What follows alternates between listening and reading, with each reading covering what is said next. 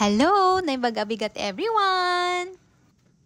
At yan, nakapag-harvest na naman ng mga gulays para sa dalawang kabayans for Chibaken and Hiroshima. O diba, kung saan-saan na napupunta ang mga gulays. Parang from end to end point na to Ang saya-saya lang. Medyo marami-rami ngayon yung mga na-harvest na sitaw at maraming mga bulaklak na nagsisilabasan. Nag-work yung paliligo nila every afternoon. And yan naman yung okra o patangkad na ng patangkad. Nakakatuwa lang na ang dami nila mamunga. At pag maraming bunga, mas marami ding mabibigyan. And again, sorry po talaga sa mga hindi po mabibigyan na nagme-message pa at nagko-comment pa po. Please po, wag nyo pong ilalagay sa comment section yung mga details nyo po. Para din po sa safety ninyo.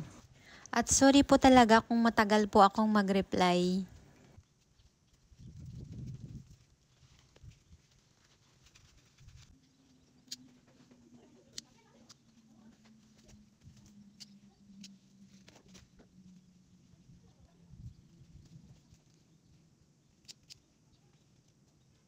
Yan naman yung munggo or balatong. Pwede na silang i-harvest yung iba dyan. At yan naman yung patola or kabatiti ba? Yan o. Maraming lumalabas na mga bunga or busel na. Busel na ta. Pero babasit na pay. Siyempre, yung unang bunga, kainin ko muna. Titikman ko siyempre. Saka bigyan din muna natin yung nagbigay ng punla. Bigay lang din sa akin yung punla na yan. Yan naman yung upo. Wenno tabungaw. Dapay biningaduan. Yan, dalawa may bunga. Pwede nang i-harvest yan sa ganyang laki. And kalabasa, ulam namin mamayang hapon. Ilalaga lang yan. Masarap yan. Yan, mid-August yan, marami yan, pwedeng, i-harvest na kalabasa. Yung bulaklak niya, parang nahihiya kasi ako magbigay kasi meron yung mga malilit na insekto.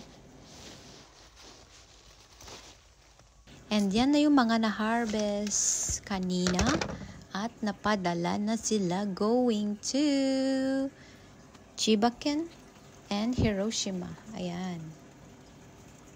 Yan, packing. Excuse me naman sa damit. Mainit kasi day. At darating ang mga padala yan bukas. See you again. Have a great day and God bless everyone.